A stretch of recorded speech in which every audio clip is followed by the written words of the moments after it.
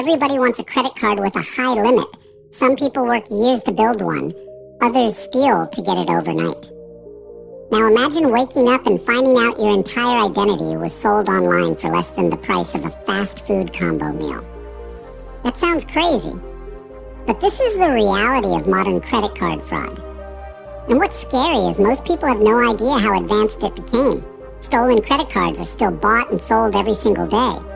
To some scammers, it feels like unlimited money. $500 days, $1,000 days, fast cash, until accounts freeze, banks investigate, and federal agents start knocking on doors. This isn't a movie. This is carding in 2026. But here's where things get interesting. Back in 2021, scammers thought using a VPN made them invisible online. Today, banks and websites can detect many VPNs instantly. The second a suspicious purchase happens, fraud systems start analyzing everything. The IP address, the device, the browser fingerprint, the spending habits. One wrong move, fraud alert. Dead card, wasted money. Some scammers adapted. Instead of basic VPNs, many started using hacked RDPs. BAR DP stands for Remote Desktop Protocol. Basically, it lets someone control another computer from anywhere in the world. Why does that matter? Because if a stolen card from Texas suddenly gets used in Michigan, banks instantly notice something's wrong. Different location, different device, different behavior, transaction denied. But if the scammer connects to a hacked computer already located near the victim, the activity can appear much more normal to automated fraud systems. To the bank, it may look like same internet provider, same area, same browsing behavior. That's why hacked remote desktops became valuable in cybercrime circles. Not because they make someone invisible, but because they help criminals blend in long enough to attempt fraudulent purchases before security systems react. And honestly, that's what modern fraud is really about now. Not becoming invisible, just looking normal long enough to beat the system. And it gets deeper. Another major tool scammers use is proxies. A proxy hides a person's real location and makes internet activity appear to come from somewhere else.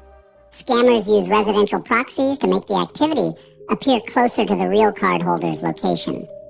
To the bank, it can sometimes look more normal. And the scary part? This can now be set up directly from Android phones within minutes using apps and online tools. That's one reason cybercrime exploded so quickly over the last few years. Now here's something most people don't realize. Scammers could buy stolen card information online from websites like Joker's Stash, UniCC, and Brian's Club. Websites like these built reputations for selling valid cards, but many eventually disappeared due to being seized or simply exit scamming. That's when the owners suddenly stop fulfilling orders, but continue accepting payments before vanishing completely. And that's if the websites don't get seized first. The owners often disappear with millions.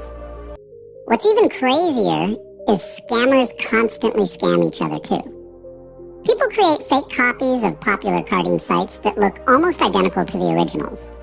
For example, if the real site was unic.cc, someone might create unic.com to trick users into depositing money. And because links constantly change, people still fall for these fake sites all the time. It's literally a criminal ecosystem built on paranoia and deception. Meanwhile, banks continue getting smarter every single year. Now, transactions are analyzed in real time, where you shop, how often you shop there, how much you normally spend, even how fast you type. That's why OTP verification became so common, a one-time password sent directly to the real owner's phone or email. Because banks know this. Even if the card is stolen, behavior is harder to fake. And this is where non-VBV cards became valuable in fraud communities. Non-VBV means non-verified by Visa. Basically, online card transactions that do not require an extra layer of authentication. There's also non-MCSC cards, meaning transactions that bypass MasterCard secure code verification as well. In fraud communities, people even exchange BIN numbers known to work on certain websites or stores. This is called going BIN for BIN. And honestly, this is one reason carding still exists despite banks constantly improving security systems. So, is carding dead in 2026? No. If it was dead, underground marketplaces wouldn't still exist. Banks wouldn't lose billions yearly to cybercrime. And fraud prevention systems wouldn't keep evolving this aggressively. Over 96% of reported fraud cases go unsolved, with many investigations closed without a suspect being identified or charged. You could be another if you want to conduct your own research into cybercrime, fraud prevention, and online security. Check out the links in my description below.